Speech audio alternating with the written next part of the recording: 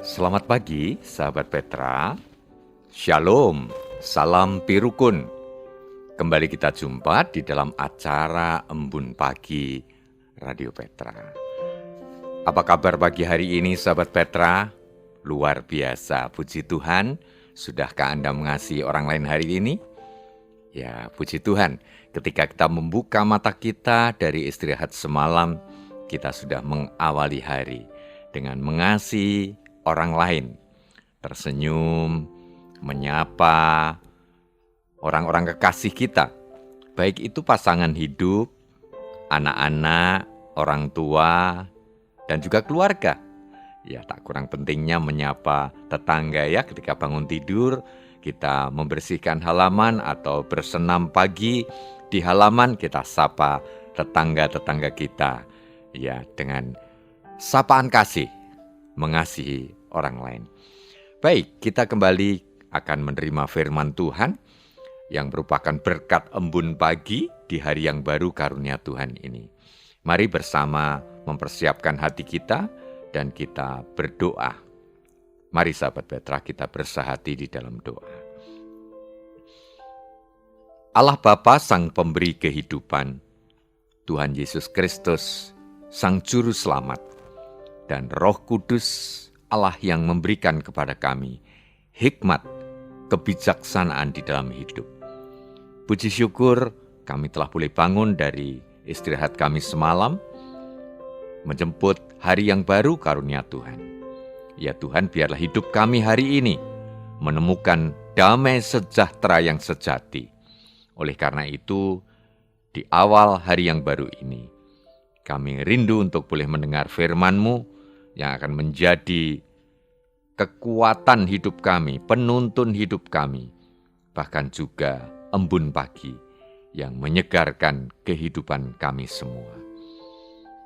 Segenap sahabat Petra menantikan firman-Mu Tuhan, dan biarlah Roh Kudus menerangi hati, jiwa, dan roh kami, sehingga kami boleh mengerti akan pesan firman-Mu dan berkomitmen untuk melaksanakan kehendak-Mu. Di dalam nama Tuhan Yesus Kristus, sumber segala hikmat, jalan kebenaran, dan hidup. Di dalam namanya, kami mengucap syukur dan memohon. Amin. Sahabat Petra, bacaan kita hari ini terambil dari surat Rasul Paulus kepada Titus. Surat Titus pasal 1 ayat 1 sampai dengan yang ke-10. Titus pasal 1 ayat 1 sampai 10. Mari sahabat Petra kita baca dan renungkan bersama.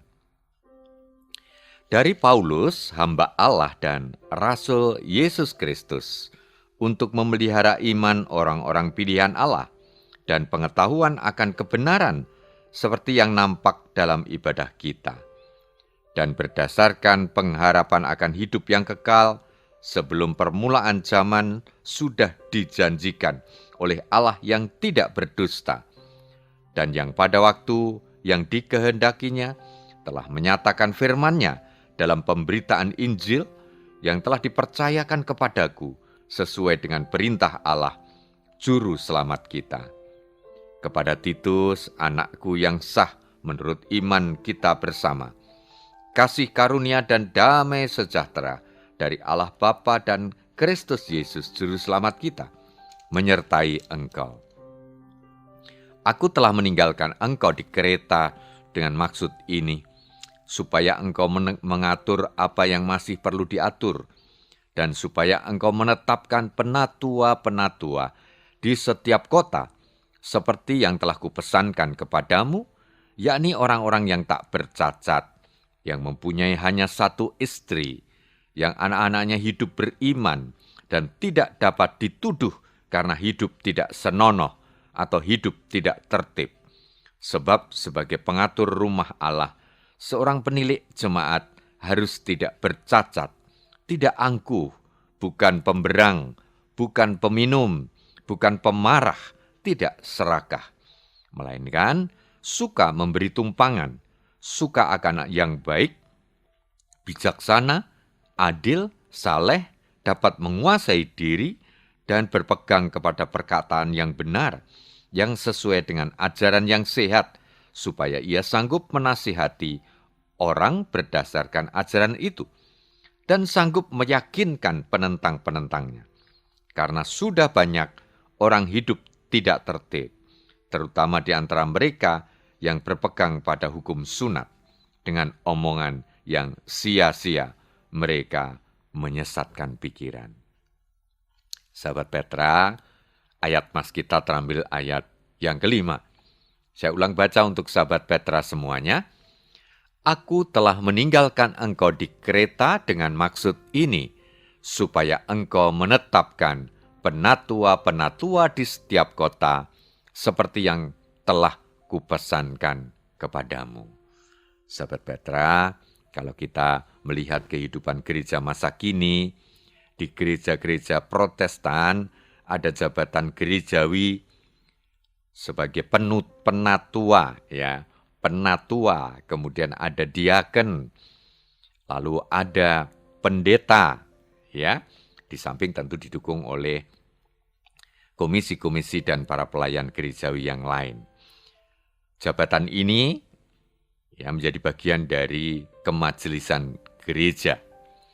Nah, di gereja-gereja yang lain ada peran atau fungsi penatua ini, tetapi sekaligus diemban oleh gembala jemaat, para pendeta hamba Tuhan, ya, sehingga tidak ada sebutan spesifik penatua begitu. Tapi di gereja yang lain, ya, lebih disebut sebagai para pelayan Tuhan, ya. Kemudian ada yang bersama-sama dengan mereka, para diaken atau prodiakon misalnya di gereja Katolik. Ya, semuanya berpulang kembali kepada penataan organisasi gereja, dan penatua ini lebih pada fungsi pemerintahan gereja, memegang kendali organisasi gereja. Nah, sahabat Petra yang dikasihi oleh Tuhan, melalui suratnya ini, Paulus menjelaskan, ia meninggalkan Titus, anak rohaninya di Kreta, karena ada hal-hal yang belum selesai, terutama sekali memilih dan menahbiskan pengawas jemaat, yaitu penatua, uskup di setiap kota. Paulus memberikan syarat-syarat mutlak yang harus dimiliki para kandidat. Yang paling mencolok adalah mereka harus tidak bercacat. Tadi kita baca di ayat 6 dan 7. Yang dimaksud ialah reputasi baik, ya, rekam jejak kehidupan yang baik. Karena kepenatuaan adalah jabatan yang berhubungan dengan pelayanan publik, pelayanan jemaat. Para kandidat harus memiliki laporan terbuka untuk umum atau untuk publik, dikenal baik, dikenal hidup benar. Nah, di sini muncullah kebutuhan akan referensi atau kesaksian mengenainya. Nah, sahabat Petra, Paulus merinci 3 lingkup di mana para kandidat penatua memiliki reputasi atau rekam jejak kehidupan tanpa cacat tersebut. Yang pertama, sahabat Petra, para penatua haruslah orang-orang tanpa cacat dalam kehidupan rumah tangganya. Tadi disebutkan di ayat yang ke-6. Saya ulang baca, yakni orang-orang yang tak bercacat, yang mempunyai hanya satu istri, yang anak-anaknya hidup beriman dan tidak dapat dituduh karena hidup tidak senonoh atau hidup tidak tertib. Nah, di sini acuannya menyangkut baik istri maupun anak-anak. Logikanya jelas. Para kandidat tidak mungkin peduli dengan umat Allah jika mereka tidak mempedulikan keluarganya sendiri. Nah, ini harus paralel, berjalan seiring.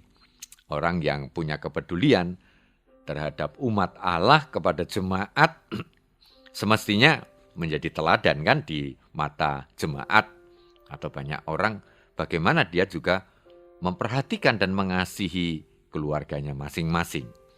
Yang kedua, para penatua haruslah tanpa cacat karakter dan perbuatan. Ayat 7 dan 8.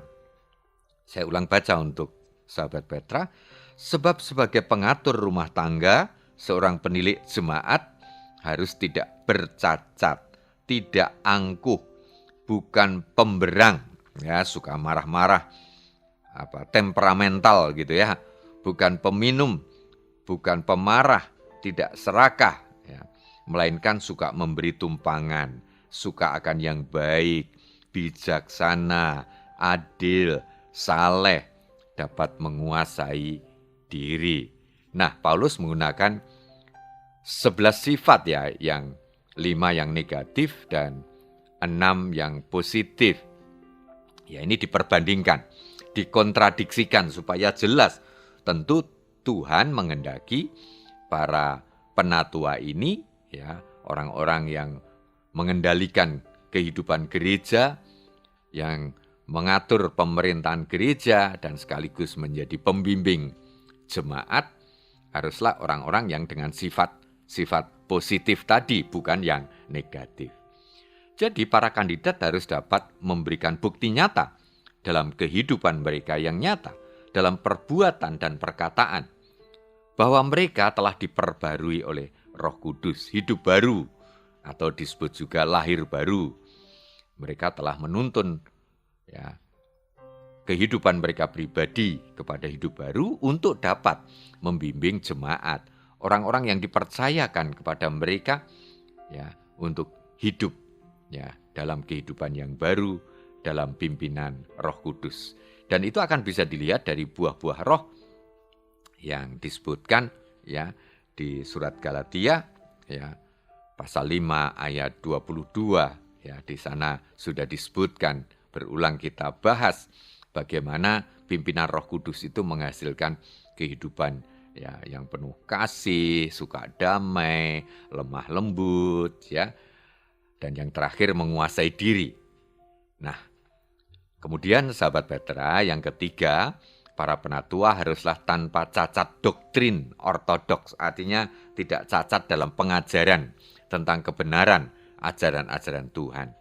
Di ayat yang ke-9 dikatakan, dan berpegang kepada perkataan yang benar, yang sesuai dengan ajaran yang sehat, supaya ia sanggup menasihati orang berdasarkan ajaran itu dan sanggup meyakinkan penentang-penentangnya. Artinya meyakinkan untuk menunjukkan yang benar kepada para penentang dan tanda kutip mengalahkan, ya, ajaran yang sesat dari mereka. Nah, di sini sekali lagi mereka harus berpegang kepada perkataan yang benar, yang sesuai dengan ajaran yang sehat, yaitu apa yang diajarkan oleh Alkitab, apa yang diajarkan oleh Tuhan Yesus Kristus dalam keseluruhan isi kitab suci, yaitu seluruh firman Allah. Nah, di sini membuktikan bahwa kadang di tengah jemaat itu memang ada pengajar-pengajar yang menyesatkan dengan ajaran-ajaran yang disebut oleh Rasul Paulus, ajaran yang tidak sehat, ya. Itu terjadi dalam kehidupan kita. Semisal dulu pernah ada, ya, diajarkan, ya, kalau untuk mengasihi jemaat orang boleh, ya, bercinta satu dengan yang lain, ya, secara bebas, ya. Kemudian ada yang mengajarkan bahwa dalam kehidupan gereja Tuhan, ya, semua orang harus menyerahkan seluruh kekayaannya, ya, kepada para pendeta atau kepada pendetanya karena akhir zaman sudah dekat, ya. Nah, terjadi kan kasus-kasus di Korea Selatan, ya, di Singapura misalnya, ada hamba Tuhan atau pendeta yang menyesatkan, ya, jemaatnya dengan ajaran yang tidak sehat, ya, yang tidak benar menurut Alkitab, ya, misalnya dengan tujuan untuk kepentingan diri sendiri dan menyelewengkan ajaran Tuhan untuk kekayaan atau memperkaya diri sendiri, ya, untuk memenuhi kebutuhan diri dan keluarganya, yang itu merupakan ajaran yang sesat, yang tidak sehat menurut firman Tuhan, menurut Alkitab. Nah, disinilah diperlukan di dalam gereja Tuhan dari dulu zaman Rasul Paulus, zaman para rasul, sampai sekarang ini, bahkan untuk seterusnya. Di tengah dinamika kehidupan zaman, terlebih di zaman modern ini begitu banyak ajaran-ajaran, budaya-budaya baru, ya, budaya postmodern yang sesungguhnya bertentangan dengan ajaran Tuhan yang tertuang di dalam Alkitab. Kita tahu sekarang ada budaya korupsi, ya, di mana luar biasa para pejabat, ya, dalam hal ini oknum pejabat, ya, yang menyalahgunakan jabatan yang diembannya, yang diterima oleh orang-orang tertentu yang dipilih di dalam pilkada, ya, pileg, ya, dan juga pilpres misalnya, ya, yang kemudian menyalahgunakan jabatannya untuk memperkaya diri sendiri.